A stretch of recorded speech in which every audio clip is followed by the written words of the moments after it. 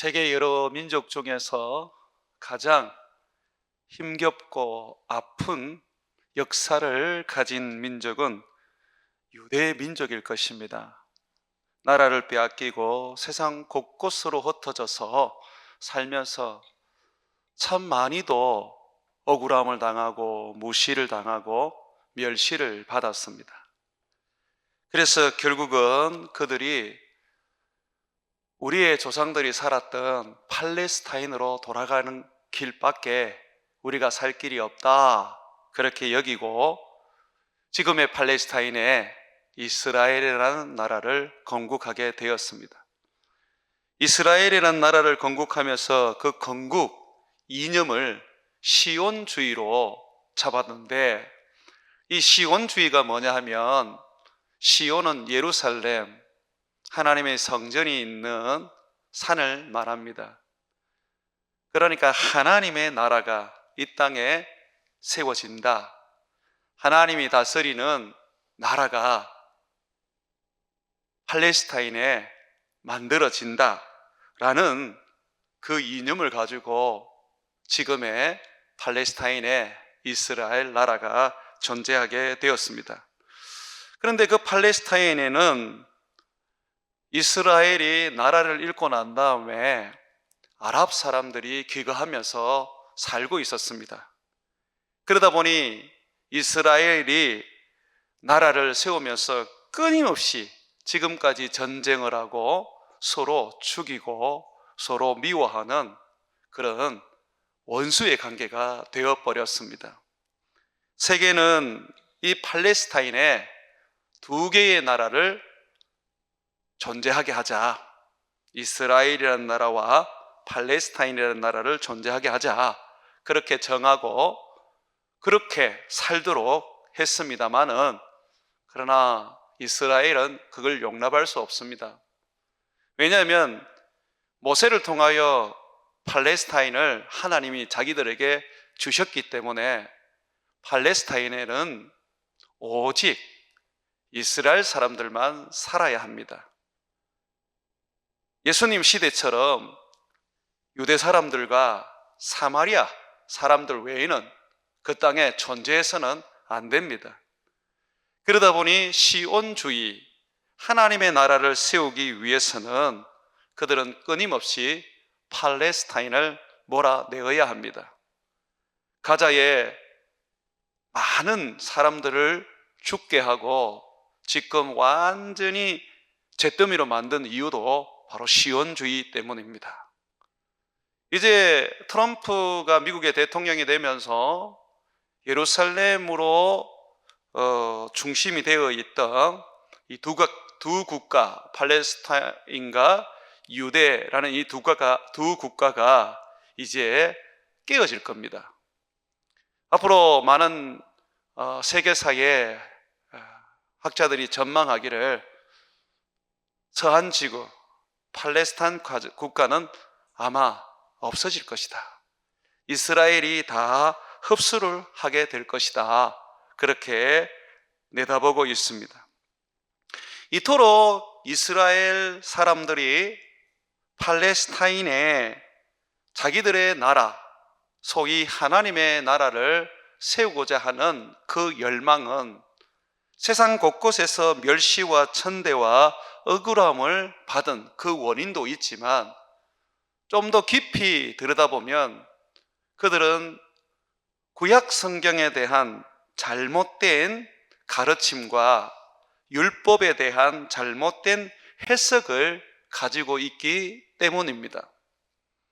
지금 이스라엘이 가자 지구를 황폐하게 만들고 레바논까지 완전히 미사일을 쏘아서 많은 사람들을 죽게 만들고 이라크, 시리아까지 그 폭격을 넓혀가는 이유는 곧 메시아가 이 세상에 올 것이라는 그들의 믿음 때문입니다.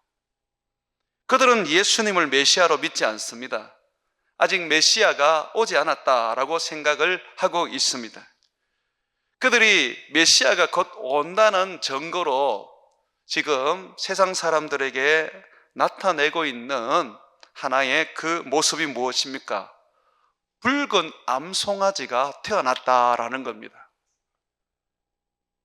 유대인들은, 이스라엘 사람들은 오늘 민수기 19장에 있는 이 붉은 암송아지에 대하여 잘못된 예언과 해석을 가지고 있습니다. 붉은 암송아지가 태어나면 메시아가 오신다. 붉은 암송아지를 통하여서 모든 사람의 죄를 속죄하고 하나님께서 자기 나라를 세우신다. 그래서 이스라엘 민족들은 지금 얼마 전 한번 공개를 했죠. 붉은 암송아지를 공개를 하면서 이게 징조다. 이제 메시아가 오신다. 그러므로 우리는 메시아가 오시기 전에 이사야가 예언한 것처럼 주의 길을 예비해야 한다. 레바논을 폭격하고 또 가자지구를 쑥대밭을 만들고 서한지구를 점령을 해서 메시아가 다스릴 수 있는 팔레스타인, 오직 하나님 나라가 될 수 있는 팔레스타인을 만들어 놓아야 한다는 그런 사명을 그들은 가지고 있는 것입니다. 이러한 이스라엘의 지금의 사태는 율법에 대한 잘못된 해석과 유대주의들의 가지고 있는 신화, 성경에 대한 예언의 오류에서 나오는 것입니다. 유대인들은 끊임없이 이 성경의 말씀을 가지고 자기들 나름대로 해석을 하고 예언을 삼고 미래에 대해서 어떤 모습으로 그려놓았습니다. 예수님 시대에도 그런 유대인들의 그런 신화들이 있었죠. 베데스다 목가에 갔을 때에 38년 된 병자가 있었습니다. 거기에 수많은 병자들이 솔로몬 행각을 그 베데스다에 있는 행각을 5군데 있었는데 그 행각을 중심으로 모여 있었는데 그들은 이런 신화를 가지고 있었습니다. 이 베데스다 못에 천사가 한 번씩 내려오는데 내려와서 그 물을 이렇게 움직이게 할 때, 물을 휘저을 때 누구든지 가장 먼저 그 물에 뛰어들기만 하면 어떤 병이라도 깨끗하게 낫는다라는 그런 신화를 가지고 있었습니다. 그래서 그 베데스다 못 주변에 있는 행각에는 병자로 가득 차 있었습니다. 물만 그냥 움직이면 뛰어들려고 준비하고 있었죠. 그러나 그것은 전설에 불과했습니다. 유대인들의 신화였지요. 천사 숭배 사상이 만들어낸 하나의 신화였단 말입니다. 기독교 안에서도 이 신화가 어느 정도 존재를 하고 있습니다. 그리고 새로운 신화도 만들어지고 있습니다. 그래서 우리는 이 성경을 바로 알고 깨닫지 않으면 우리의 믿음이 잘못 되어 간다는 것을 알아야 합니다. 믿음의 파선은 예수님을 떠나면서 생기는 문제만 가지는 게 아니고 성경을 잘못 배우고 잘못 이해할 때에 믿음의 파선이 온다는 겁니다. 그래서 바울은 이 신화를 경계했습니다. 이 신화를 어떻게 하든지 가르치지 못하게 하고 교회 안에서 쫓아내라고 말했었습니다. 이 신화는 무엇보다도 유대인들의 율법, 유대인들의 그 전설 또는 전통, 성경에 없는 예언들, 성경에 있는 예언이라도 잘못된 해석에서 만들어진 것인데 이것이 교회 안에 조금씩 침투해 들어오기 시작했습니다. 그래서 바울은 에베소 교회를 세운 후에 거기에 디모데를 남겨놓고 신화가 들어오지 못하도록 가르쳐지지 못하도록 하라고 명령을 했습니다.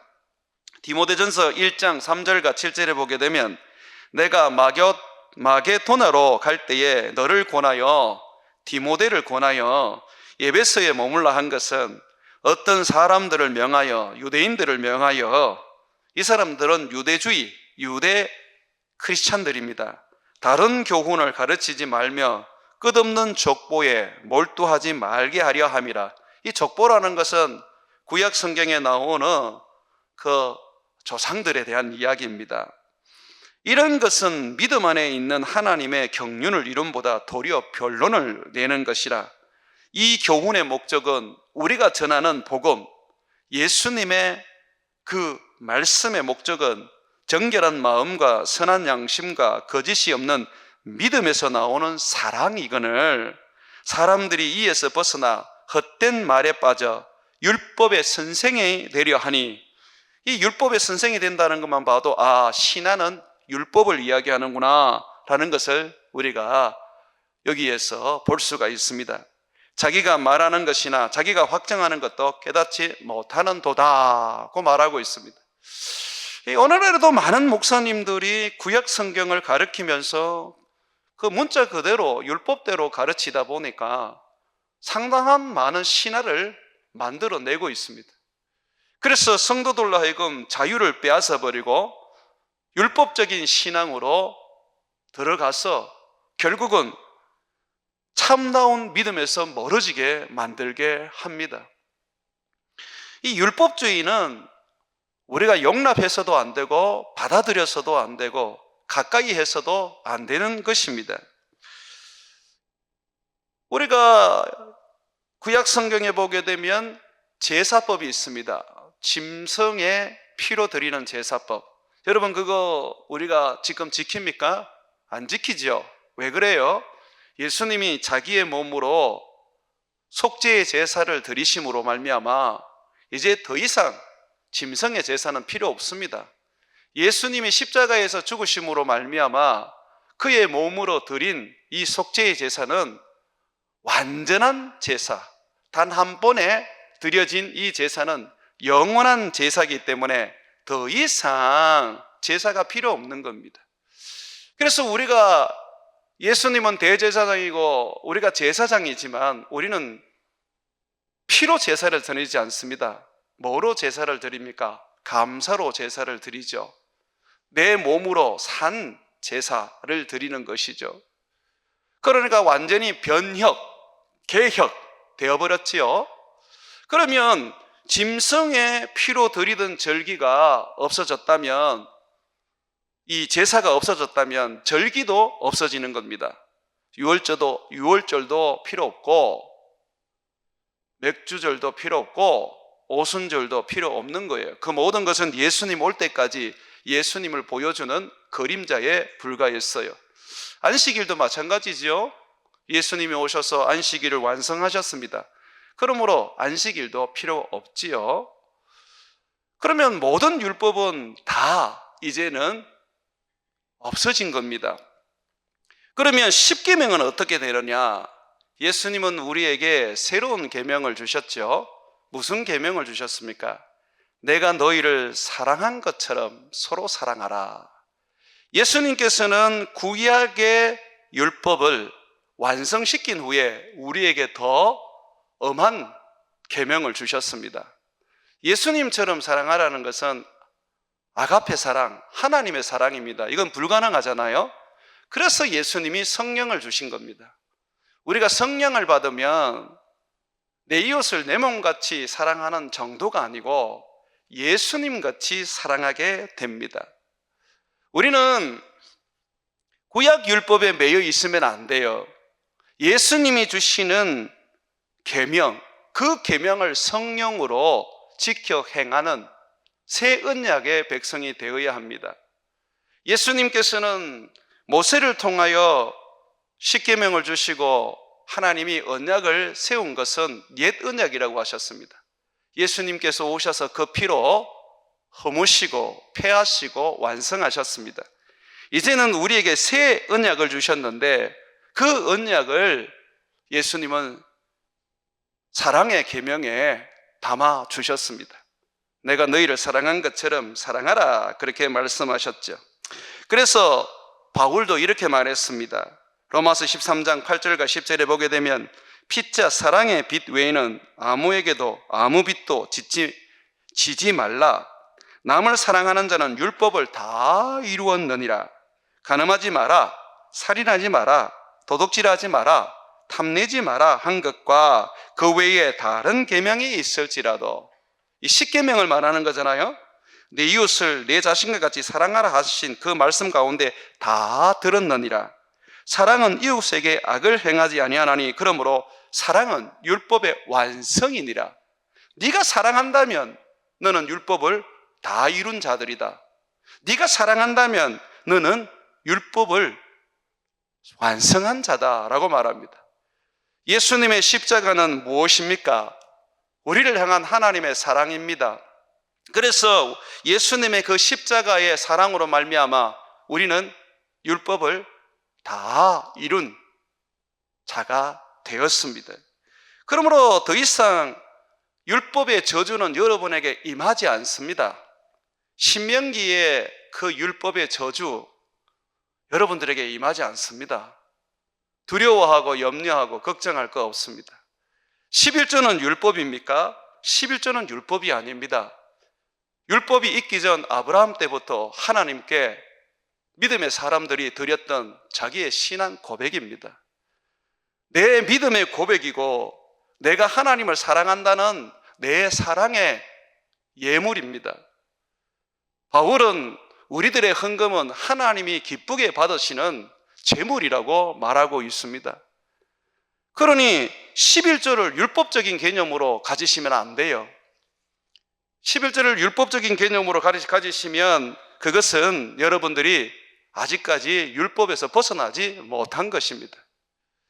우리가 11조를 드리는 것은 아브라함이 율법도 없었는데 하나님을 사랑하고 하나님께 그의 신앙을 고백하고 하나님 앞에 물질을 통하여 자신을 헌물한 것처럼 우리도 우리 몸을 하나님께 산제물로 드리는 인생을 살기 때문에 마땅히 우리가 주님 앞에 우리의 헌금을 드리는 것입니다. 예수님은 율법을 폐하러 오셨고 완성시키러 오셨습니다. 마태복음 5장 17절과 18절에 보게 되면 내가 율법이나 선지자를 폐하려 온 줄로 생각하지 말라. 폐하러 온 것이 아니요 완전하게 하려 함이라. 진실로 너희에게 이르노니 천지가 없어지기 전에는 율법의 1.1획도 결코 없어지지 아니하고 다 이루리라고 하셨습니다. 정말 예수님은 십자가에 못 박힐 때 다 이루셨습니다. 요한복음 19장 30절에 보게 되면 예수께서 신 포도주를 받으신 후에 이르시되 다 이루었다 하시고 머리를 숙이고 영혼이 떠나가시니라고 말하고 있는 겁니다. 그러므로 창세기부터 말라기까지의 이 구약의 모든 성경은 예수님께서 다 이루셨습니다. 오늘 여러분들이 읽었던 민수기 19장의 붉은 암송아지에 관한 교훈도 예수님께서 다 이루셨습니다. 이스라엘 사람들이 생각하시는 것처럼 메시아가 와서 이 땅에 하나님 나라를 만든다는 예언이 아닙니다. 그것은 신하고 전설에 불과할 뿐이고 잘못된 성경의 해석에 불과할 뿐이라는 겁니다. 히브리서 9장 13절에는 이 붉은 암송아지에 대한 이야기를 하고 있습니다.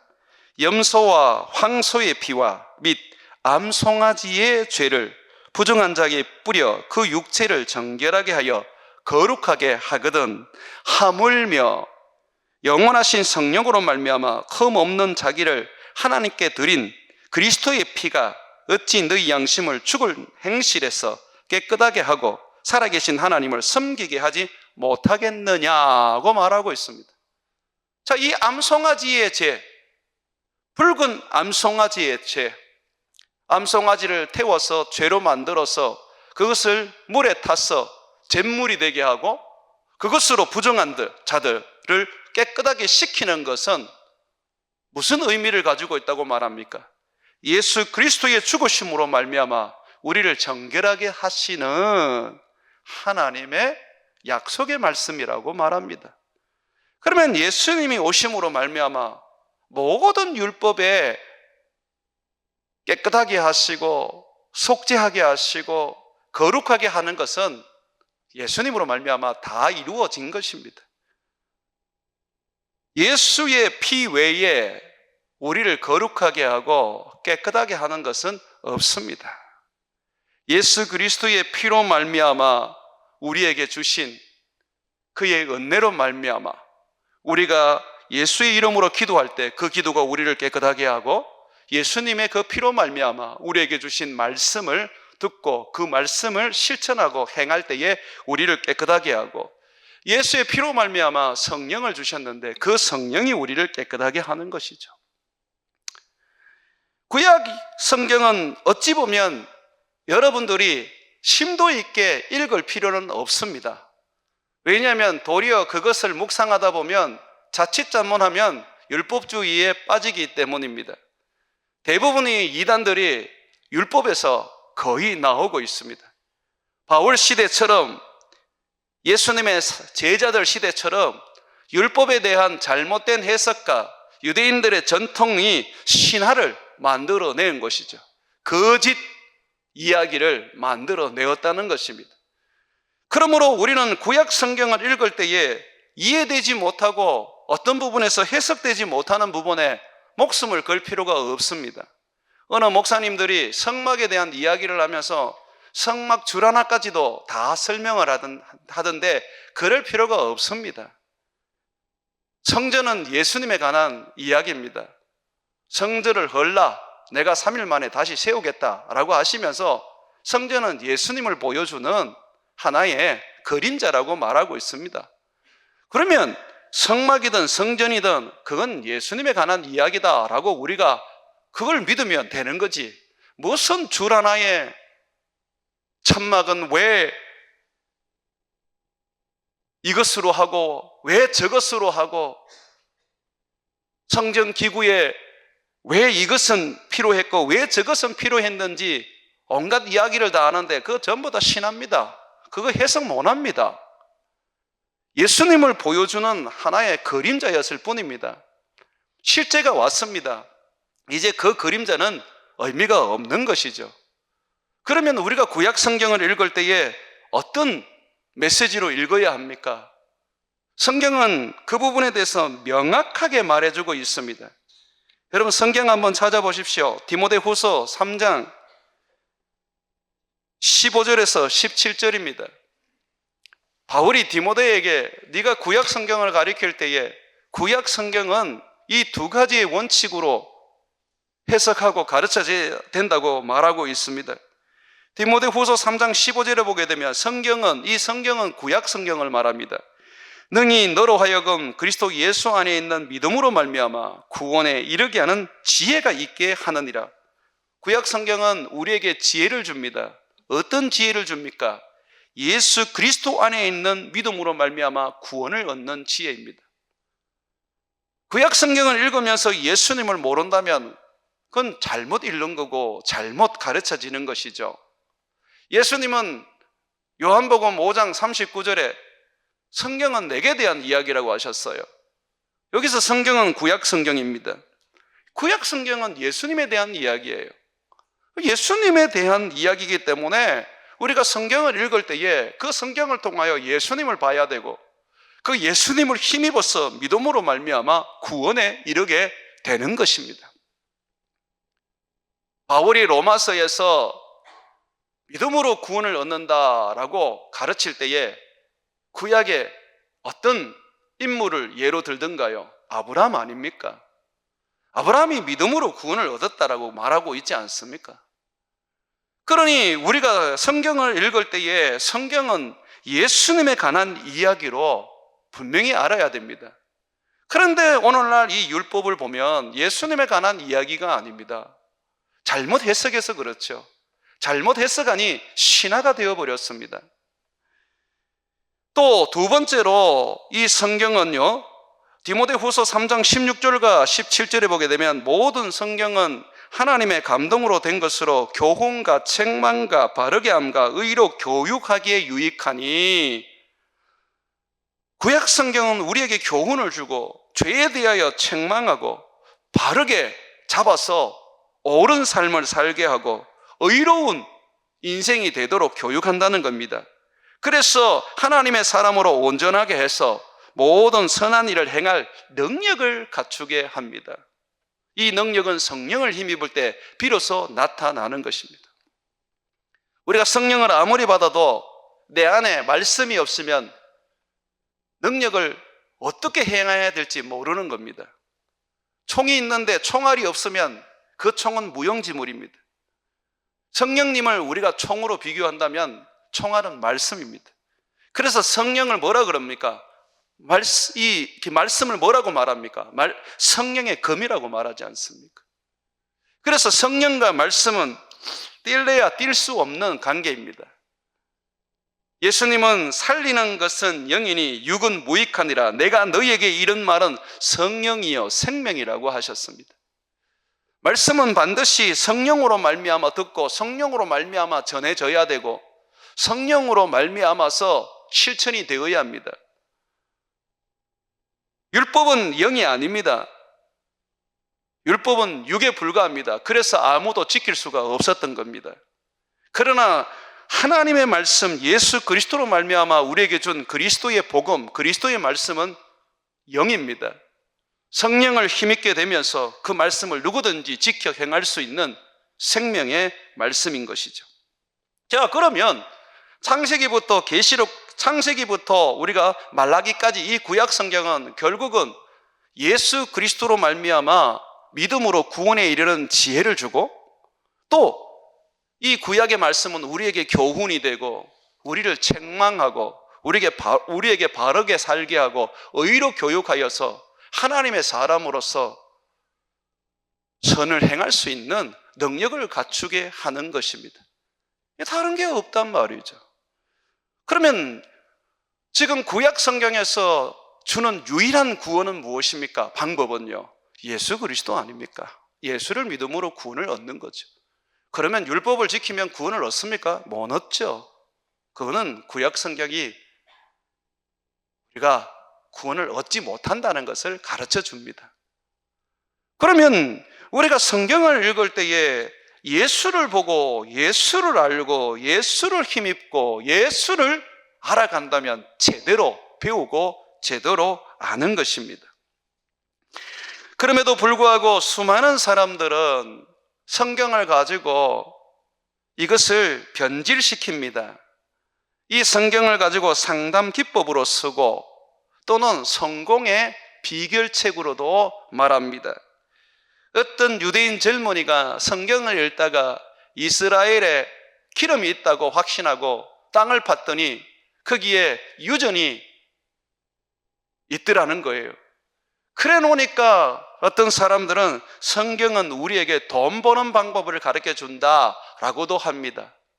많은 목사들이 성경을 가지고 번영하고 성공하고 또 자기를 성장시키고 개발시키고 마음의 어떤 심리적인 것들을 치료하는 책으로 여기고 있는데 그것이 바로 신화입니다.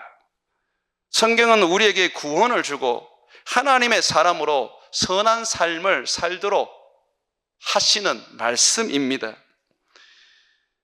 디모데 전서 4장 7절에 보게 되면 바울은 디모데에게 신화는 망령되고 허탄한 것이기 때문에 버리라고 말합니다. 망령되고 허탄한 신화를 버리고 경건에 이르도록 내 자신을 연단하라고 말했습니다. 여기서 말하는 신화는 이단 사상, 인간의 교훈, 거짓된 가르침입니다. 왜 그러냐면 디모데전서 4장 1절과 6절의 말씀을 보게 되면 7절이 나온 배경을 볼 수가 있습니다. 성령님 밝히 말씀하시기를 후일에 어떤 사람들이 믿음을 떠나 미혹하는 영과 귀신의 가르침을 따르리라 하셨으니 자기 양심이 화인을 맞아서 외식함으로 거짓말하는 자들이라. 혼인을 금하고 어떤 음식물은 먹지 말라고 할 터이나 음식물은 하나님이 지으신 바니 믿는 자들과 진리를 아는 자들이 감사함으로 받을 것이라. 하나님께서 지으신 모든 것이 선함에 감사함으로 받으면 버릴 것이 없나니 하나님의 말씀과 기도로 거룩하여 짐이라고 말하고 있습니다. 그래서 너희들은 이 이단 사상, 음식물을 먹지 마라, 혼인을 금해라 하는 이 어리석은 사람들의 거짓 진리, 이 망령되고 허탄한 신화를 버리라고 말하고 있습니다. 누구보다도 이단들은 성경을 가지고 포교 활동을 하고 그리고 이단들을 가르칩니다. 그런데 문제는 뭐냐면 이 성경을 저거 마음대로 해석을 하는데, 그렇게 자기들 마음대로 해석할 수 있는 이유는 성경이 말하기를 귀신과 미혹의 영 때문이라고 말합니다. 신천지가 자기 마음대로 해석을 하는 거고, 하나님의 교회가 자기 마음대로 해석을 하는 거고, 구원파가 자기 마음대로 해석을 하는 것이고, 지금은 전도총회 거기서도 자기 마음대로 해석을 하는 거예요. 성경을 성경답게 해석을 못하다 보니까 결국은 허탄한 신화가 되어버리고, 이것이 사람을 멸망의 길로 인도하고 믿음에서 떨어져 나가게 하는 것입니다. 사랑하는 여러분, 예수님께서 실제이십니다. 성경은 예수님에 대한 이야기입니다. 그분이 오셨고 그분이 자기의 영 성령을 보내어서 밝히 우리에게 자기를 가르치고 제자로서의 삶을 살게 말씀해 주고 계십니다. 그런데 왜 우리는 자꾸 엉뚱한 길로 걸어가는 것입니까?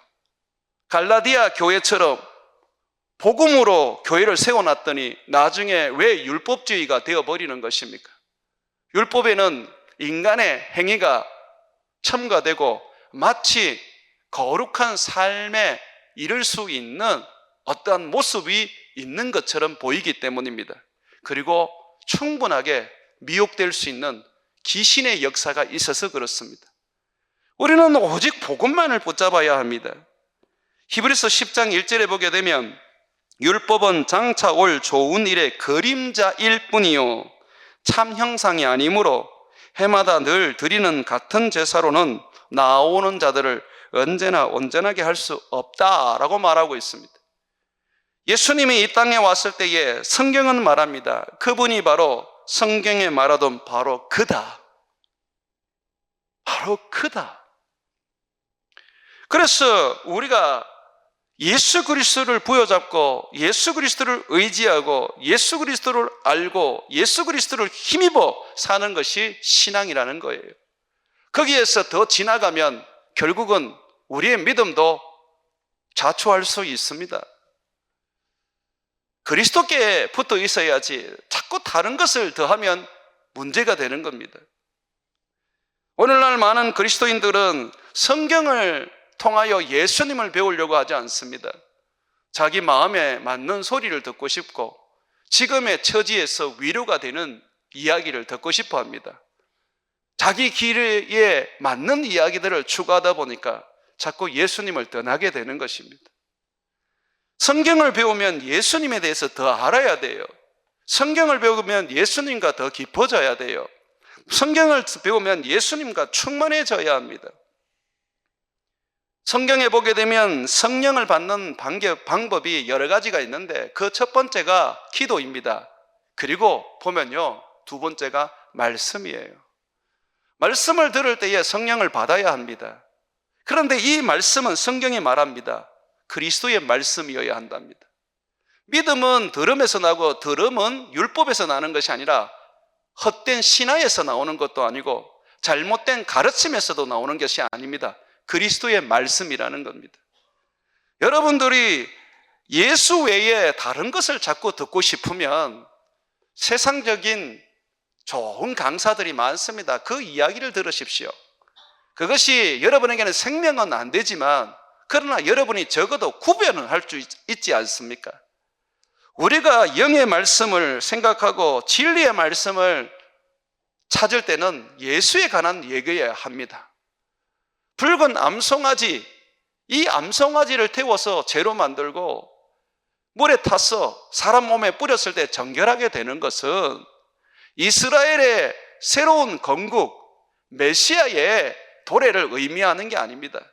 예수님이 이 땅에 오셔서 그가 우리를 위하여 십자가에서 죽으시고 영문 밖에 태워지듯이 그가 우리를 위하여 죽으심으로 말미암아 그의 피가 우리를 정결하게 하는 말씀을 우리에게 가르쳐주는 복음인 것입니다.